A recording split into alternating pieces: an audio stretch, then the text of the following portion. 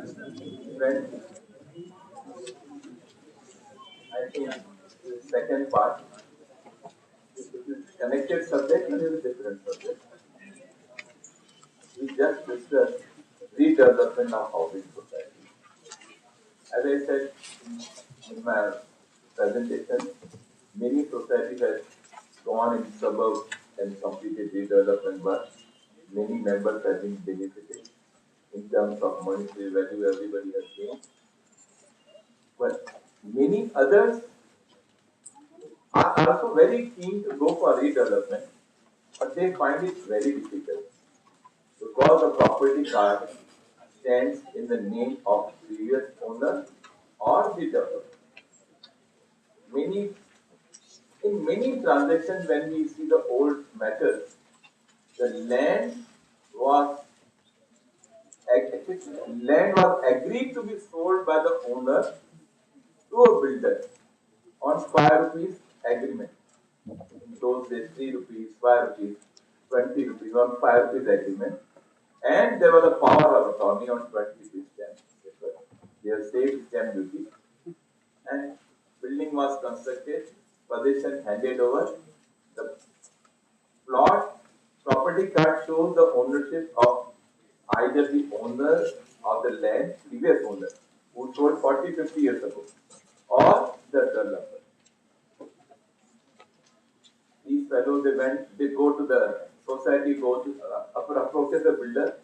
He says, I am prepared to do, but my brother is not able to do. The owner is no more, his children will not cooperate, you will have to pay us so much amount. Invariably, there is a demand from the owner and developer, huge demand, in crore. Nobody talks of lakh in real estate market nowadays. So they are not able to go. There were several complaints so about these builders and all. So in 2008, the Maharashtra Ownership Flats Act was amended, making it obligatory, inserting the provisions of deemed conveyance. Not only deemed conveyance, Section 10 was also amended to say that if your society is not registered, registrar can register your society without the cooperation of the builder. But then somehow the rules were not announced. Application form MOFA was amended on 25th February 2008, whole of 2008, whole of 2009, 2010 on 27th September 2010, rules were announced and Form 6, Form 7, etc. were prescribed. Under the general law, if I am selling you the land, my signature on the conveyance deed is absolutely necessary. So this is a novel, absolutely new concept where you don't require the signature of owner of the land, you don't require the signature of the builder, interested parties, the owner has expired, his legal heirs, otherwise you have to bring the legal heirs' names on the record, you have to find out all those things. But now the competent authorities have been given power to sign the transfer deed, conveyance deed, not only on behalf of the developer, but also the original landowner whose ownership is evidenced by property card. Right from that, and when you are preparing an application for deemed conveyance, you should always see, you must take the property card. Find out who is the owner as per the property card, and your party's opponent. First opponent should be the owner as per the property card. Second opponent, the builder. And like that, you have to actually file the application. So these rules were amended and effective from 27th September 2010. Under the general law, as I said, document is to be signed by the owner, but The special these provisions, competent authority appointed by the government can sign on their behalf and give you title. The subject of being conveyanced is given in section 11. Not only, as I said, not only the conveyance but also a registration of the society, one-sided.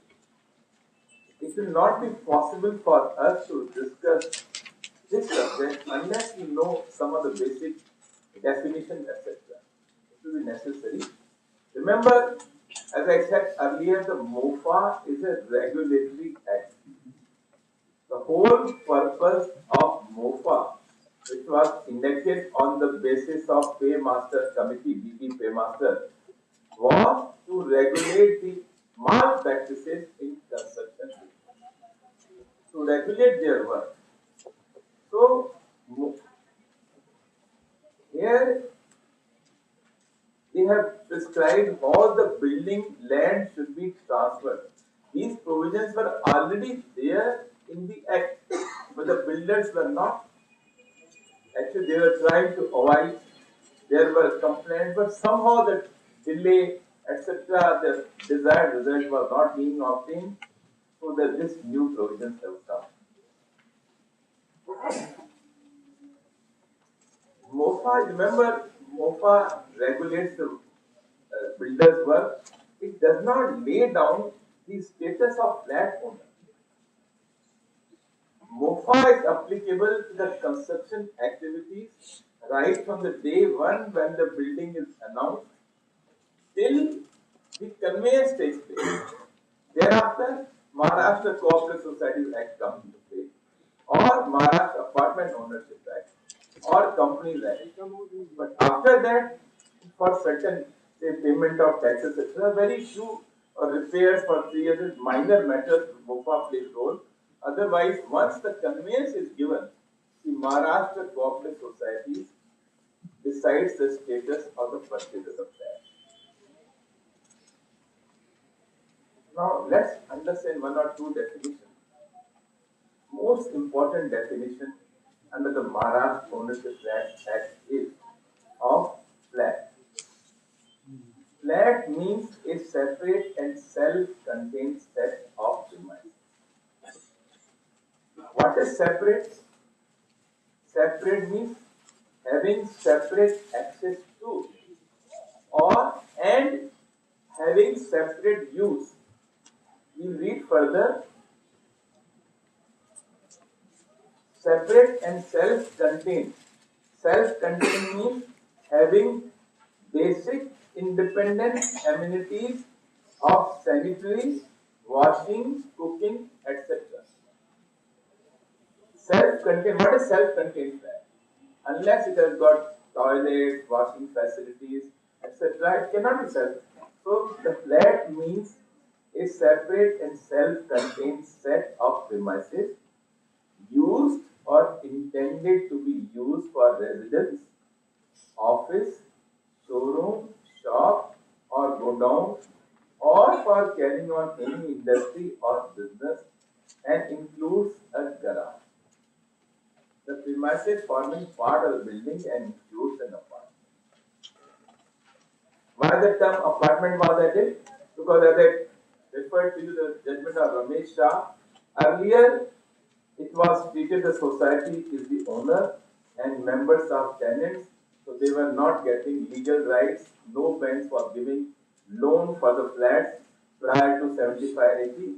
So the government brought new act, that was Maharashtra Apartment Ownership Act, which says that apartment owner is the full-fledged owner. He is not subjected to restriction of the cooperative society. He is a proper owner, like a bungalow owner, land owner. He is the owner. The condominium is formed only for management of those apartments and nothing more than that. And then definition is definitely very wide. It includes flat. Normally, when we say flat, I am staying in the flat. Nobody says I am staying in the office. Nobody says I am staying in the factory. Normally, here, office, factory, room in the job, every word can be termed as a flat. Now, in common parlance, it does not include a garage, car parking, open terrace, underground tank, garden on the ground floor. Why I am saying garden on the ground floor? Many builders, when they construct ground floor flats, they give part of the ground floor to the ground floor flat, and they say this is your garden. They raise it, so this becomes a garden. We are not selling you ground floor flat. We are giving you bungalow type. So this is being sold. This is illegal. The builder has no right because the land is a common area and amenities as per that. And common areas and amenities cannot be sold to any particular person.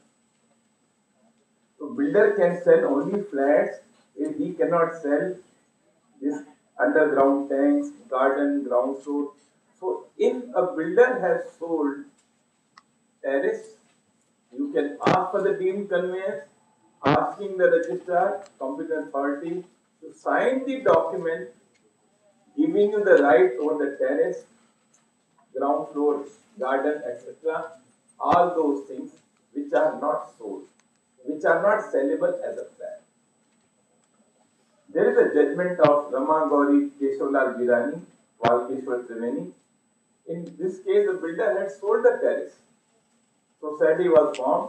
Society claimed the ownership of the terrace, and ultimately the judgment went in favor of society, saying builder had no right to sell the terrace. A builder cannot sell car parking.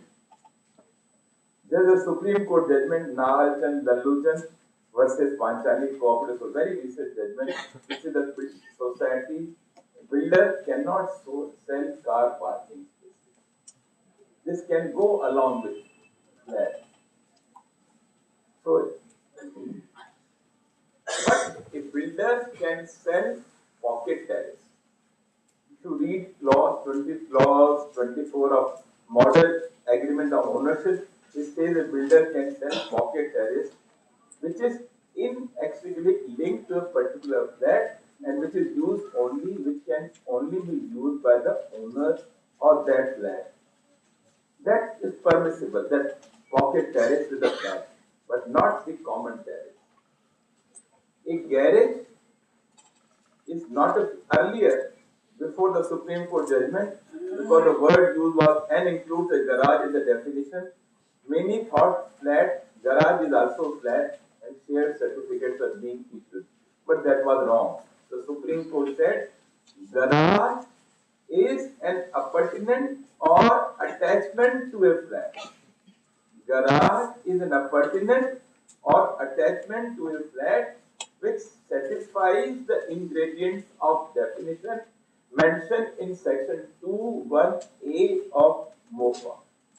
So garage cannot be sold independently. Many societies have issued share certificates which are wrong. Still parking, common and car parking is a part of common areas and facilities which cannot be sold by the builder. Then comes the definition of promoter. Promoter means a person who constructs or causes to be constructed a block or a building of flats for the purpose of selling. A builder who constructs a building and leases out all the flats, he is not constructing those flats for the purpose of selling. So, lessor of a building, although he has constructed entire building, leased out all the flats, the lessor of a building is not a promoter. He will be governed by the Bombay Rent Act, Maharashtra Rent Control Act, and not by the MOFA. Some or a person to whom builds the same. Now, somebody acquires a huge land in Lonavala, 20,000 yards, makes subdivision with 80-20 plots and sells it. Is he a builder? Is he a promoter within the definition of MOFA? Read the definition. No, he MOFA is promoted as a person who constructs or causes to be constructed for the purpose of selling. He is allotting those lands, so it will not come within the purview or within the definition of this.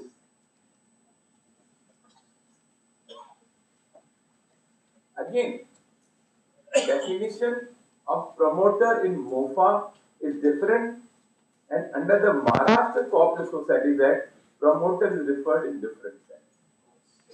In Maharashtra Cooperative Societies Act, persons coming together for formation of societies are called promoter members. Those who promote the society are promoter of the society. Those who promote the construction of a building for the purpose of sale of land are promoters under the MOFA. So there is a difference. We should not. Then the MOFA, as I said, regulates the activities of the builder. General liabilities of promoters are mentioned in section 3. It begins with the promoter's offer to sell the flat and ends when the conveyance takes place. A promoter is bound to give lots of permissions.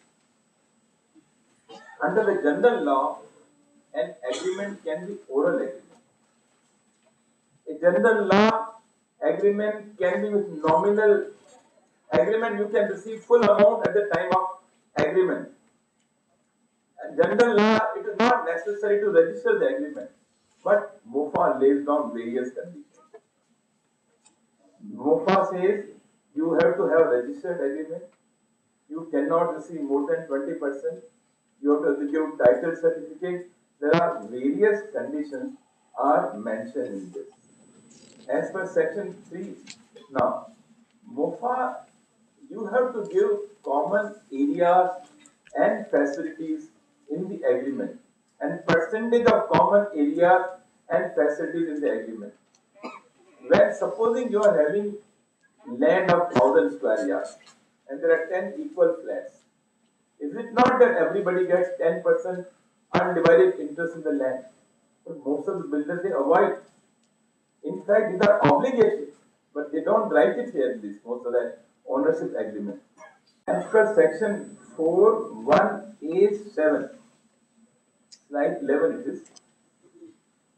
Section 4(1)(a)(7) of MOFA is a mandatory particular is percentage of undivided interest in the common areas and facilities. As I said, once you have the common area, what the builder says, I have to load TDR. If he has already given 100% right in the land, the land is common area and facility. If he has already given 100% right in the land, how can we say, I am entitled to use development rights, TDR rights, allow me to construct a building because I have got the rights in the land. What they write in the ownership agreement? All future rights, if there is increase in FSI, the builder will continue to have the right of using that FSI. They're all wrong. They are exceeding the authorities given to them under the MOFA. All regulations are there. Then let's come to the slide 12. It says now promoter to convey. That's our subject. Promoter to convey title and unilateral deed conveyance. As per section 11 of MOFA, read with Rule 9 of MOF, it is the duty of promoter to complete not only his title but also the title of the cooperative housing society to the land and building. And the period prescribed for conveyance of property is the period agreed upon. If no period is agreed upon, then 4 months from the date of registration of the society. So the society is registered within 4 months. It is the duty of builder to convey the title to the society. So if he fails now, you have got very easy access. You can apply to the competent authority and get the deemed conveyance whether builder signs it or not. This takes us to the Now procedure for deemed conveyance. The first step for obtaining deemed conveyance is you have to give notice to the builder and the owner of the land as per the property card. There must be legal notice to the owner and promoter, builder, asking them to give the conveyance to the society within 15 days, failing which we will be constrained to file application for deemed conveyance and take such action as may be advised, including prosecution, etc. This application has to be in form number 7. There are important documents are necessary here to attach with the application. There's an ownership agreement, property card, municipal assessment bill, 712 extract, BMC approved plan, IOD, CC, architect certificate certifying that there is no balance FSI, list of members, resolution by the society authorizing secretary and chairman to sign the application, resolution by the society authorizing advocate to appear before the competent authority, and then there is a hearing. And normally, in the first hearing registrar, that district deputy registrar issues public notice. That is published in 2 newspapers, one English and one Hindi newspaper. English and Marathi. And then there is again final hearing. After final hearing, if registrar is satisfied, generally they are giving I think we have got fortunately very good district deputy registrar in Bombay. Mr. Subhash Patil sits in Bandra, Tipule sits in Malhotra House. Very cooperative, they listen to you. And then if there are any deficiencies, they really try. There may be so many requirements mentioned in the application, but if you don't have some requirement, you can say these papers, documents are with the builder. We don't have it. So they ask the builder to submit. If he doesn't submit, they proceed with the matter and they give the order normally in favor of the society. Of course, if you give most of the papers correct. So then there is a deemed conveyance order and certificate.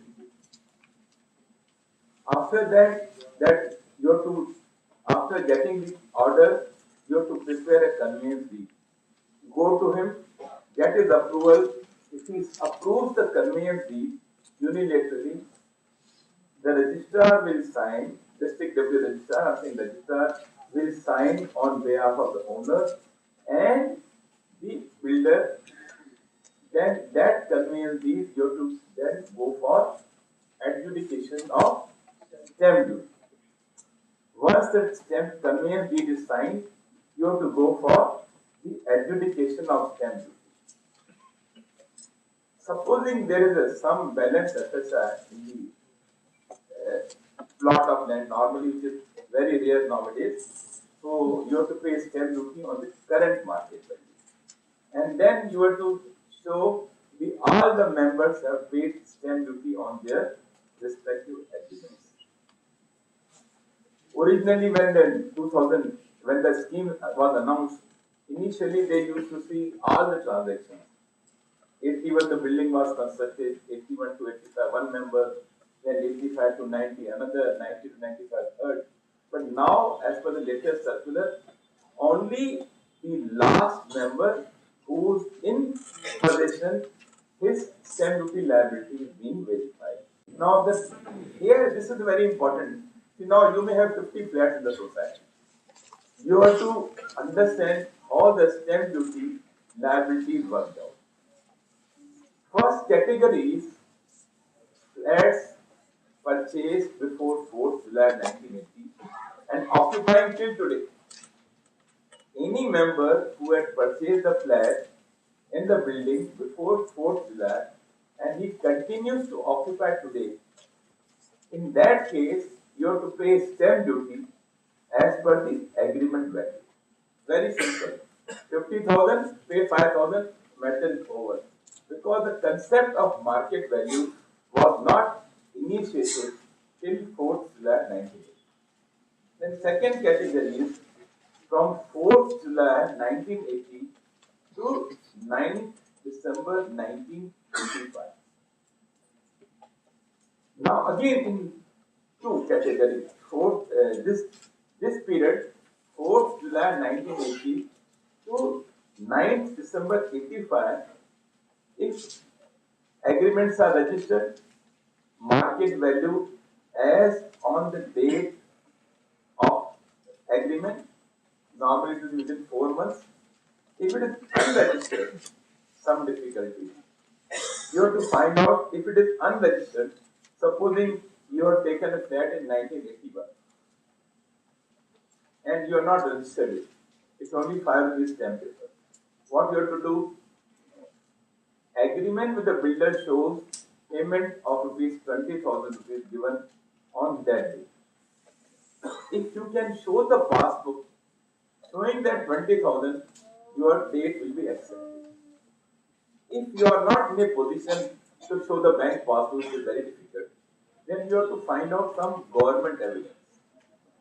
Birth certificate of the child, radio license, telephone bill, electricity bill, RTO license, RTO book, or driving license, something, income tax order, sales tax order, to show that you are in occupation of that place since that day. Supposing you have purchased a flat in 81 and you are able to give evidence of 84, then you will adopt the value of 80. You have to be very careful. Then comes another category, 10th December 85 to 11th April 2012. Why I am saying 11th April 2012? Because on 12th April 2012, a circular was issued to give lots of concessions. That we will not go with the past history, we will go by the only last member on the date of circular. That's all. So duty by the member only.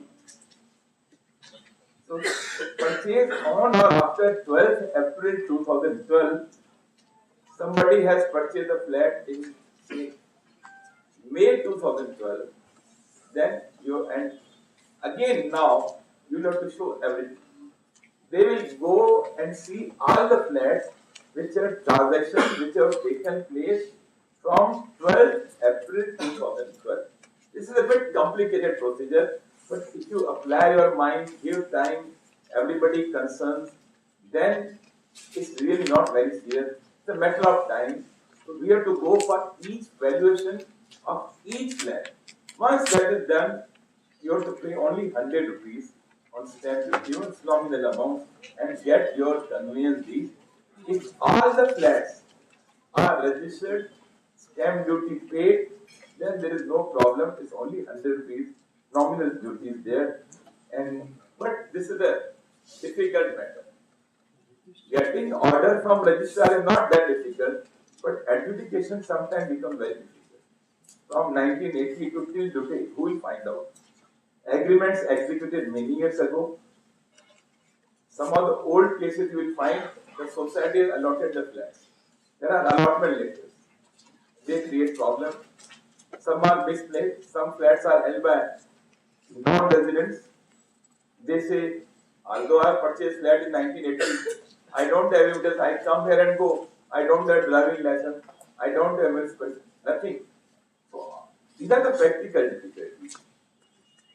But one good thing is that they are saying now only we will go by the last member after 12th April. Previous transaction we will not. Anybody who are the persons who are in occupation of the flat, their stamp duty liability and not more than that. Once the document is adjudicated, you have to go for mutation of revenue record. You have to go apply to city survey office with index 2 and certified copy of conveyance.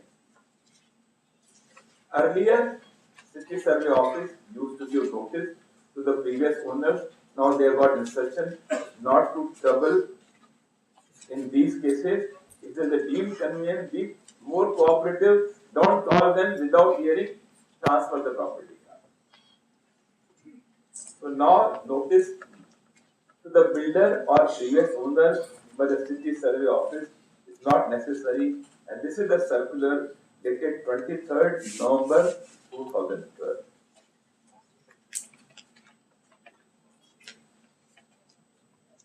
Now some of interesting points. Now this Campa Cola, I think the circular has been mentioned here. So this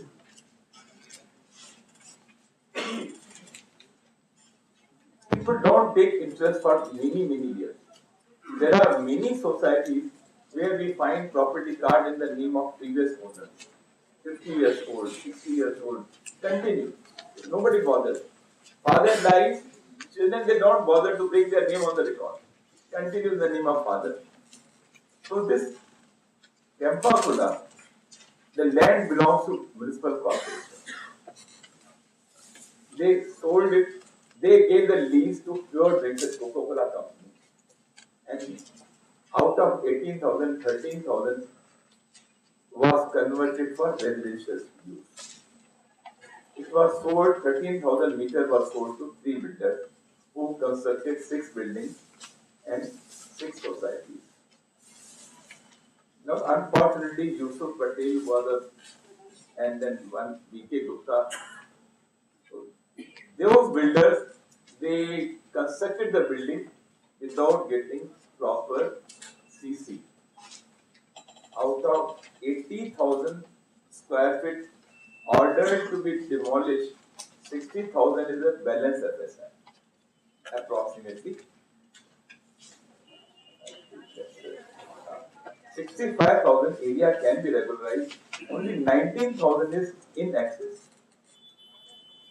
Now, because there is no valid commencement certificate, BMC said we demolish it.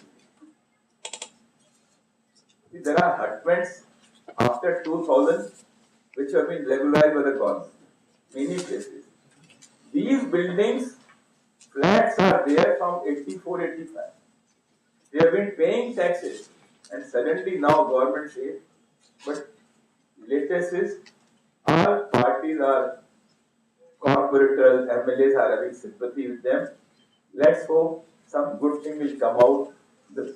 But government level, everything moves very slowly. They are not able to decide fast. Unfortunately, what will happen to them? I know certain flats were purchased for 8 lakhs, 9 lakhs. Today's market value is 15 crores. That person told me, if I can go on Kandivali and 1 bedroom and hall, that is my status. Having stayed in Worli for 30 years, he doesn't have money to stay here nearby. He said, I can't afford in Bandra. I have to go, not even Warsaw. Kandivali, he has selected 2 bedroom small flat. This is the state of the now another further problem. These members, the land stands in the name of BMC owner, Pure Drinks as a lessee. Nowhere the names of these societies appear. If 102 flats which will be demolished, if they go away, what will be their right in this land? Who will claim the ownership? Pure Drinks or BMC or other members of society? So they have filed recently application for deemed conveyance, giving the list of members so that their rights are protected at least. When they get deemed conveyance order, with their names, existing members, their rights will be protected. Tomorrow, who knows, new building may come up, they may get, and because of the fungible FSI, everything can be regularized. We do not know what is going to happen. I think there are so many small things, but remember, I think most of the points I already covered. I am now going to request my trustee Devashish Patil to present a small memento to KK Ramani to say a big thank you to me.